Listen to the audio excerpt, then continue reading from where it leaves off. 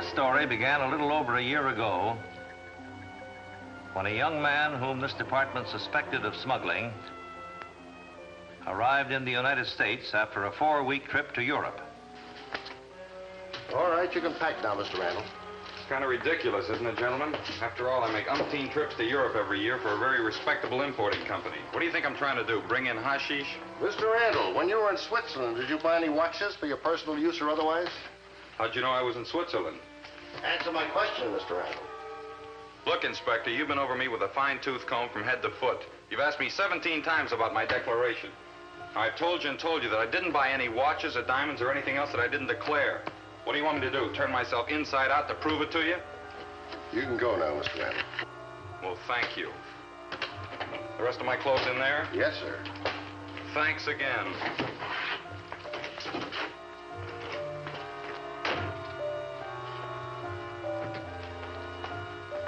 Well, what did you find? Not a thing. You must have had the wrong dope on this kid. He's as clean as a whistle.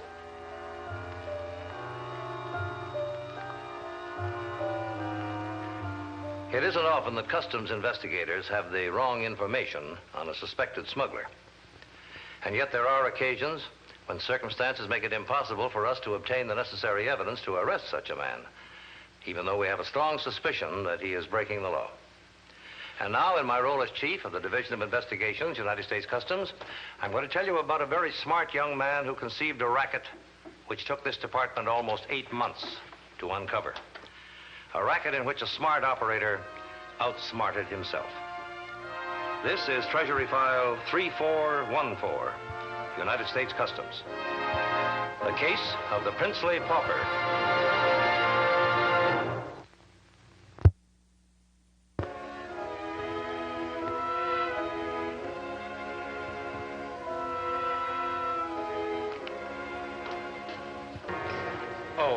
Sis, would you give me a hand? I'm 3/4 of an hour late already.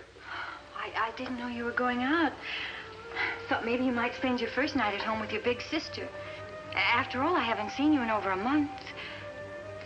Oh, I'm sorry, Sis, but the Brewsters are giving a big party. I can't afford to miss it. There won't be anybody there with less than $1 million. Except you. Oh, what kind of a crack is that? You know I don't give a hoot for these rich monkeys. It's just good business. You meet the right people, play up to them the right kind of way, and sooner or later it pays off. Who knows? I might even catch one of their empty-headed daughters for a bride. That's your ambition? To marry some girl just for her money? How do I know what my ambition is? Maybe I haven't got one. Maybe I'd just like to sit around a country club all day and sip mint juleps. Pop hadn't thrown all his money away before he died. Maybe I'd be able to do it. Jimmy, that's what I can't understand. How can you afford it? The way you're living, it costs twice as much as what you make. Where do you get your money? Why don't you let me worry about that, baby? Where, Jimmy? I steal it. I go to all these rich parties and I bring back the silverware. That isn't funny. Well, what is? Your long face and that Sunday school expression? Why don't you get yourself a husband instead of worrying about your brother? Go out and get yourself a man. That's what you need, instead of minding my business. Sorry, Jimmy. I don't mean to mind your business. It's just that I'm so used to it. I guess I never got over being your big sister. Wait a second. You want me to take you tonight to meet all those rich characters and their gold-tip wives? No, thanks. I'll take you. You just say the word and I'll take you. Oh, no. You go alone and have fun.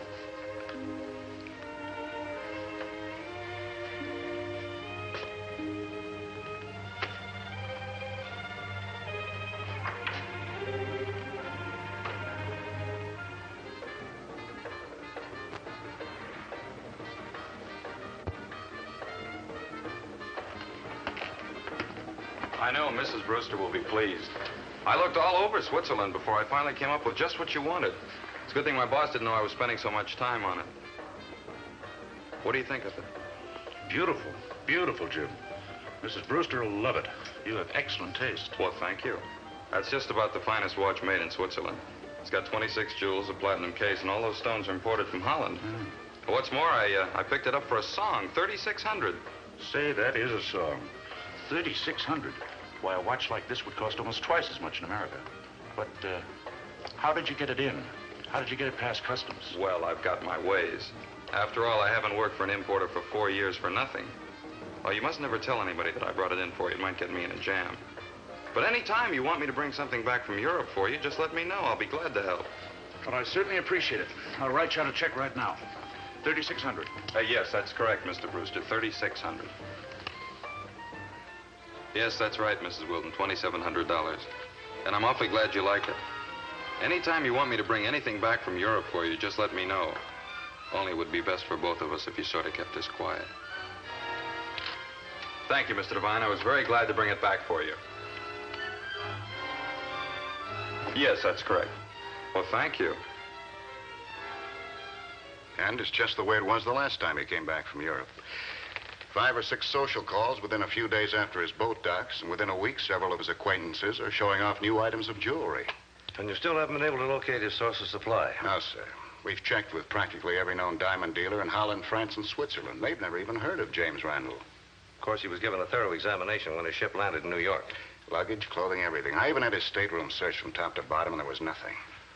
That's what seems so impossible, Chief. Randall was under surveillance from the moment his ship docked in New York until he cleared through customs. He contacted nobody, made no attempt to reach anybody who had been aboard ship. Yet within 2 days after his arrival, his friends were in possession of the jewelry. Well, that doesn't leave us much choice, Trumbull. We haven't been able to catch him actually smuggling these diamonds in, so we'll have to try another approach. Like going undercover? It seems like the logical move to me, Trumbull. Try to strike up an acquaintance with Randall and some of his friends. Find out what sort of a deal he makes with them. And if it's at all possible, buy one of these diamonds from him yourself. Right, Chief. For the next few days, Agent Trumbull spent a good deal of time checking on James Randall's intimate circle of friends. And by frequenting the clubs and cocktail lounges they frequented, was able to strike up acquaintance with Randall himself. Oh, yes, sure. Gilpin's the name. Andrew G. Gilpin from Omaha. Well, I'm glad to meet you, Mr. Gilpin. My name's Randall. Did you say you were in stocks and bonds? That's right, stocks and bonds. By taking advantage of Randall's obvious interest in Andrew G. Gilpin's financial status, Agent Trumbull was able to solidify their relationship. And within a week, they were practically fast friends. Oh, thanks. Thank you. Yes, my wife's coming in from Omaha for our wedding anniversary next month, and I haven't the faintest idea what to buy her. Why, with all your money, that ought to be a snap. Yeah, it ought to be, except all my so-called money isn't exactly mine. You see, my father still holds the purse strings. So you won't be able to spend more than $12,000. Frankly, I won't even be able to spend more than $500. Now, what sort of a mink coat can you get for $500? Well, look, why get her a mink coat? Why don't you pick up, 2.5 carat solitaire? $500? Where can I get it? You can't, but maybe I could. I mean, after all, I am in the importing business, you know. Oh? Importing diamonds? Well, no. No, but see, I do a lot of traveling for the company I work for, like I'm going up to Canada in a few days. Well, now, diamonds aren't as expensive up in Canada because Canadians don't have to pay any duty on them when they're brought in from abroad. Yeah, but what good would that do you? You'd still have to pay a duty on anything you brought in from Canada. Would I? You mean you can get stuff through customs without being caught? One stone, why not? Look, if you're interested, why don't you give me a ring on Saturday and maybe we can work something out? Okay, Jimmy. I'll call you on Saturday.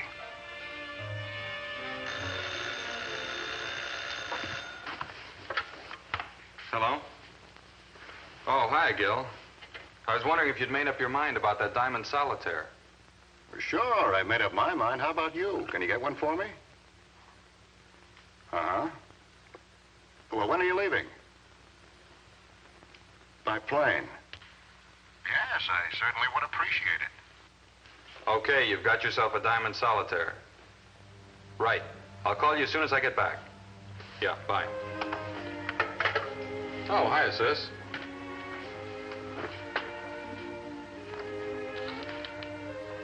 Who was that on the telephone?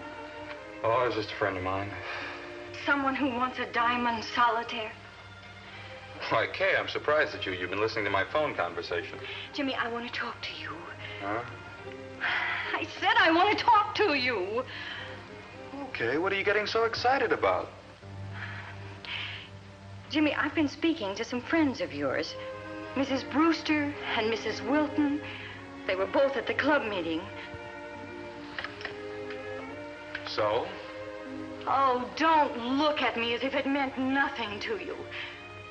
Mrs. Brewster said that you brought her back a wristwatch from Switzerland, a diamond watch. And then later on, Mrs. Wilton told me you brought something back for her, too, a pendant. Look, sis, I wish you'd mind your own business. Jimmy, you've been smuggling. Bringing jewelry back into this country without paying a duty on it. Don't you know what that means? Look, what are you worried about? I just did a couple of favors for a few friends of mine. Favors? By committing a crime, is that your idea of doing a favor? Oh, Jimmy, what's happened to you? I've grown up, that's what happened. I learned how to do things for myself, to get what I want and the money to pay for it. Pop was alive, I had everything I wanted. Yes, but Pop isn't alive anymore. Things are different now. Yeah, sure. Only I'm the same. Look, I can't turn myself upside down just because we don't have money anymore. I didn't ask to be brought up with a silver spoon in my mouth. I didn't ask to be sent to private schools and have polo ponies and live on the Riviera for a year. If Pop wanted us to get used to living like that, he should have left us enough money to keep on with it. Oh, he tried, honey. What good is trying, the pompous old fool? He didn't even have brains enough to hold on to what he had. Don't you say that again! You think you're pretty smart, don't you? Smacking me like I was a 10-year-old kid. I ought to smack you, too. You go right ahead. Get out of here, will you? Will you just get out and leave me alone? Jimmy, you've got to stop what you've been doing. Because if you don't do it, I'll stop you myself.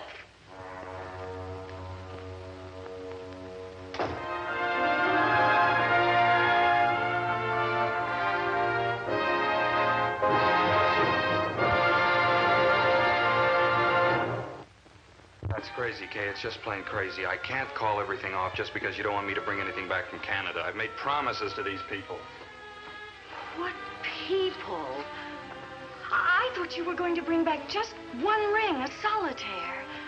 Well, there's a girl down at the office. And who else? How many other people have you made promises to? Oh, Jimmy, can't you see what you're doing? All right, all right. I cheat, I steal, I lie. Now, are you satisfied? Your brother's a crook, so forget him. Honey, all I want to do is help. I don't need any help. That's the whole trouble. You're always trying to help me. Pop, too, he was always protecting me, always making things easy for me till I couldn't do anything for myself. Then all of a sudden, I was on my own. All of a sudden, I had nothing to lean on. No money, no job, no nothing.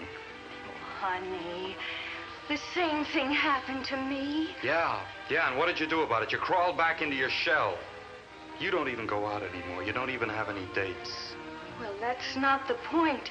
What is the point, Kay? Honey, listen. I've made a lot of money the last 6 months. I can make a lot more before anybody's the wiser. Then I'll clear out. I'll go to Chicago or the West Coast. I'll make a new start. I'll take you with me. No, Jimmy.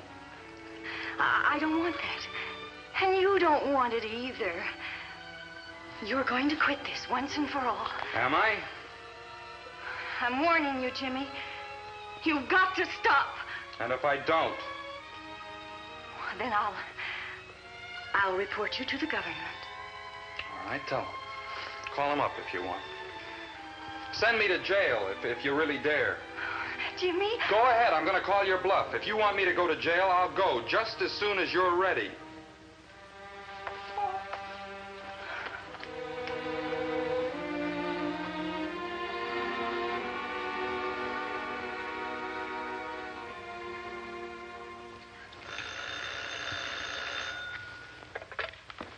Yes.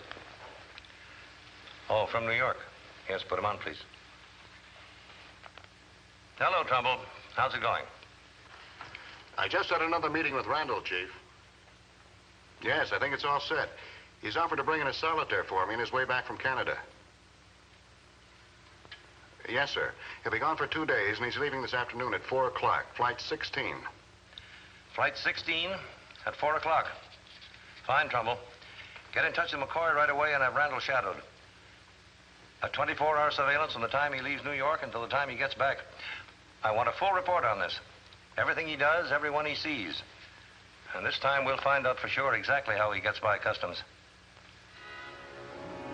That afternoon, when James Randall took off for Toronto from a New York airport, he was under the surveillance of Treasury agents.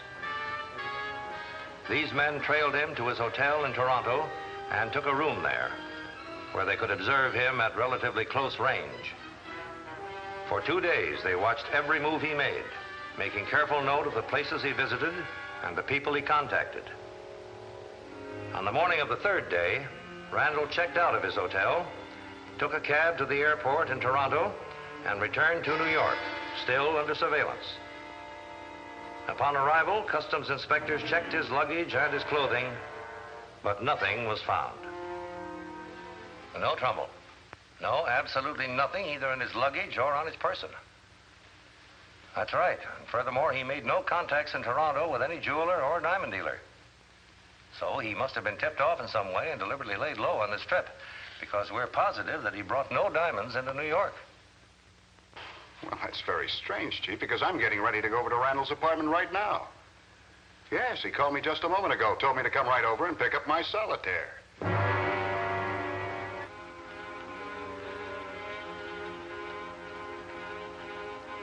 That's a beauty, isn't it?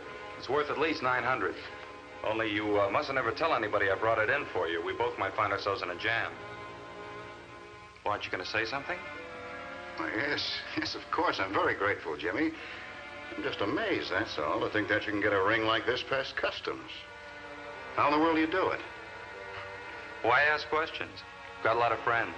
Some of them I do favors for, some of them do favors for me. You mean some of these friends of yours are customs inspectors? Well, why not? They're human, just like anybody else. You haven't paid me yet. You want to write a check for the 500, or did you bring it in cash? What's the matter? Something wrong? Not as far as I can see. I was just wondering where you bought this stone. From a recognized dealer in Canada? No, not exactly. You see, a recognized dealer might report the sale to customs. I got it from a private owner. Oh. Well, then how do you know how much it's worth? A private owner could have sold you a phony. Are you kidding? I know diamonds like the back of my hand. And you're sure it's worth about $900? Look, Gil, if you don't want the ring, you don't have to take it. Look, I'm not saying you're trying to put one over on me, but suppose someone put one over on you. I just think I ought to have it looked at by a jeweler. Look, the deal's off. If you feel that way, let's forget the whole thing. Why? What are you afraid of if it's worth what you say it is? It's worth more. Then why not have it examined by an expert? Okay, you want a jeweler to look at it? We'll go around to old man Decker's and see what he's got to say. It's just a couple of blocks from here. All right, let's go. Okay.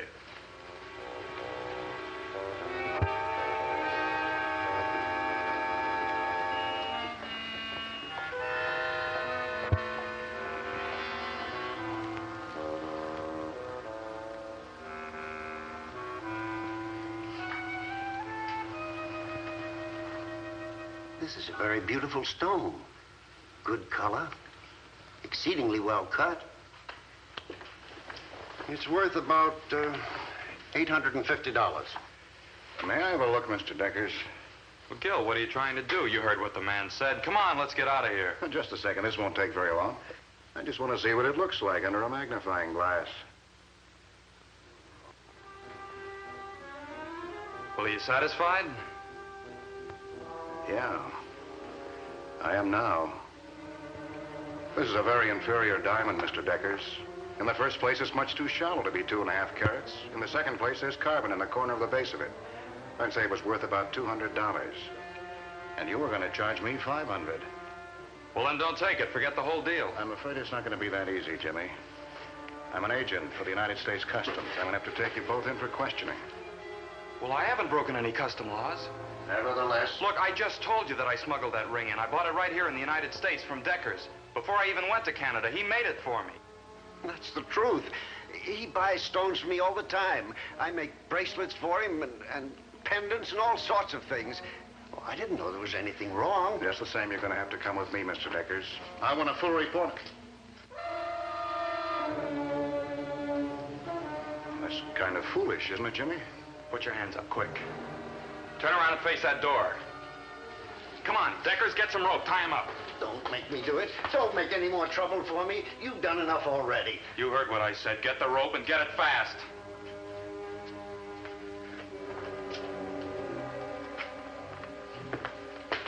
Hurry up, will you? You're taking all day.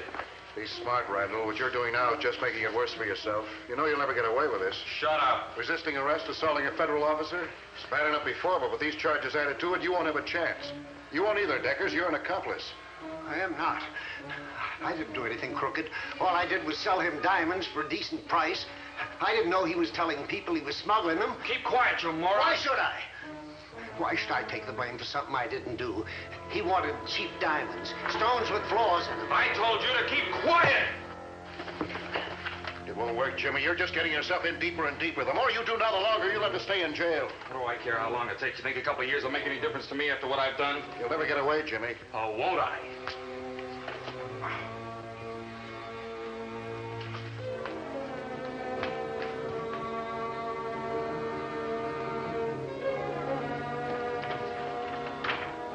Quick, Kay, I'm in a terrible jam. I need some help. Will you throw some clothes in a suitcase and bring me all the cash you got in the house? Oh, Jimmy, what happened? Look, I'm in a jam. I told you to stop asking questions. I gotta get out of here. Come on, move. Oh, well... I'll get that. Just bring me the strong box out of the bedroom and bring in the suitcase. Jimmy, you've got to tell me what happened. The guy I sold the ring to was a Treasury agent. Well, where is he? What have you done to him? Nothing. Look, they're gonna be here any minute. Every second counts. Counts for what, Jimmy? What good will it do you to run away? I should have stopped you when I said I would. Look, will you stop talking and get me what I need? Help me, Kay, please. This time I really need it. Oh, honey, you can't keep on running forever. You've got to stop sometime before it's too late.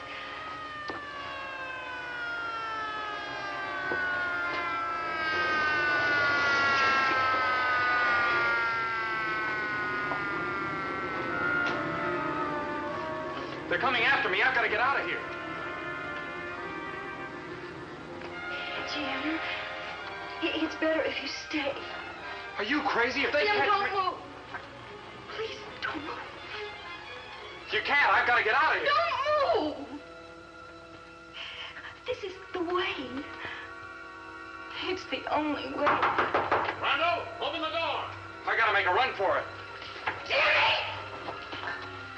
Help me, Kay, please. I am helping you, honey.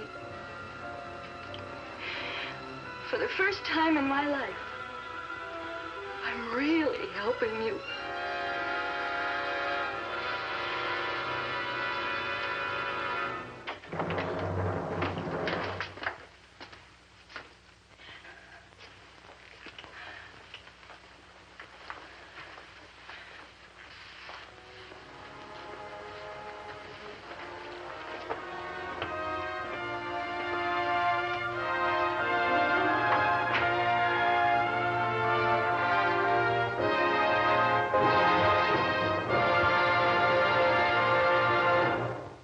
Smuggling racket, which James Randall used to sell inferior jewelry at high, extremely profitable prices, was only temporarily rewarding. As a result of evidence produced by Agent Trumbull and turned over to the New York police, Randall was convicted in the state court of conspiracy to defraud. The sentence was 4 to 8 years in the state penitentiary, where Randall is still serving his term. In addition, the Treasury Department was able to collect a substantial amount of money on income taxes, which Randall had neglected to pay on his ill-gotten